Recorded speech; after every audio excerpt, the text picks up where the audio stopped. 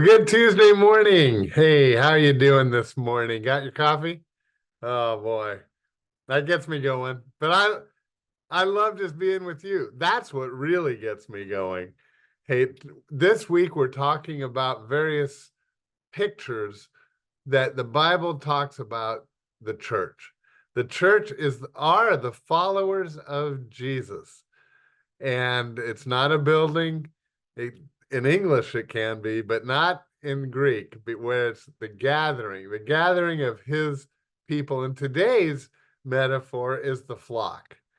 We are the sheep that follow Jesus, our good shepherd, the flock. Now, this is mostly found in John chapter 10. Hey, before I go any further, I just remembered I wanted to invite you tonight at 5 o'clock in Clubhouse 7 is our monthly evening of worship. And we gather, we share a potluck dinner together, and then we sing, and then there'll be a message or some sort of teaching tonight by myself, actually, this month. And so I'd love to have you come on out, give it a try. And especially if you are from Saddleback, but we'd love to meet anyone. Uh, gather something to share for, I don't know, 6 people, something like that. And then you'll have dinner with us and it'll be a good time. Tonight, Clubhouse 7 at 5 o'clock. Now, as I was saying, in John chapter 10, it becomes clear that Jesus is the shepherd, we're the flock.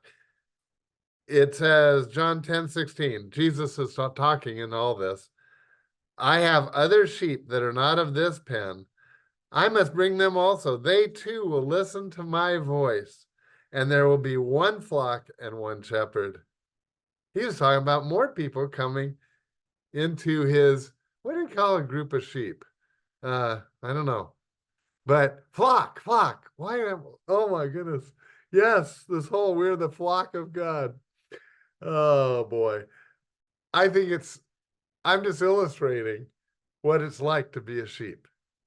What are your encounters with actual sheep? I was thinking about that, and I actually have two in my life that I can recall. One is that I had a friend who had lived here in Orange County for many, many years, and he moved up to Redding, California, bought a piece of land, I don't know, 1 or 2 acres, and he got 10 sheep. And he kept telling me over and over, those sheep are so stupid. They just barely can function. And it's hard to get them even to come over for food. But that was his one impression. And my only other time with sheep at all was on our trip to New Zealand a few years ago, and we went out to a place where they had lots of sheep. And it actually was a sheep shearing, cut the wool off the sheep, demonstration. And that was a lot of fun, and I got to try it myself. I don't know. I didn't get whether they were smart or not, anything like that. Although they do, amazing thing is the dog can move them around at will. So I don't know what that says about them, but I do know they like to stick together. And that would be a good illustration for us as a church. We should stick together as sheep and help each other out.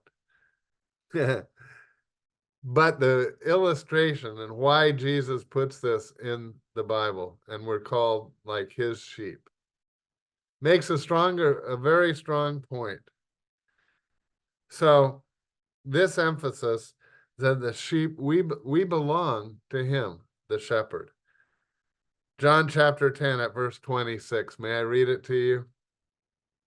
This is so important. These verses, you want to grasp and hold on to. But you do not believe, Jesus says, because you are not my sheep. He is talking about those that were criticizing him.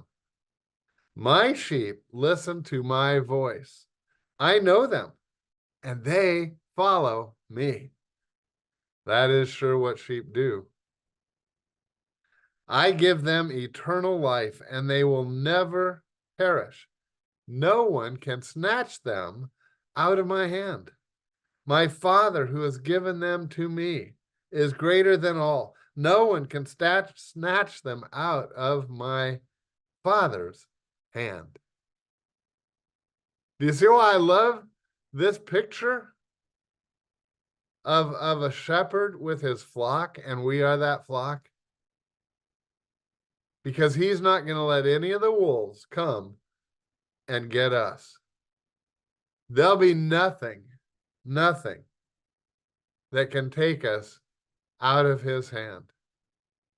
In theological terms, that's called eternal security. That once you're in the fold, nothing can remove you from that, including yourself.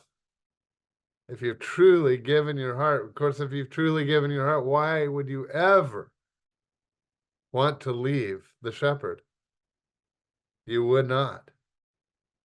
And it's clear that Jesus, well, not only is he the one talking, but he makes it very, very clear. Listen what he says in John chapter 10 again, but verse 11. He says, I am the good shepherd. So he declares himself the shepherd. The good shepherd lays down his life for the sheep. I am the good shepherd. I know my sheep, and my sheep know me. Just as the Father knows me, and I know the Father, I lay down my life for the sheep.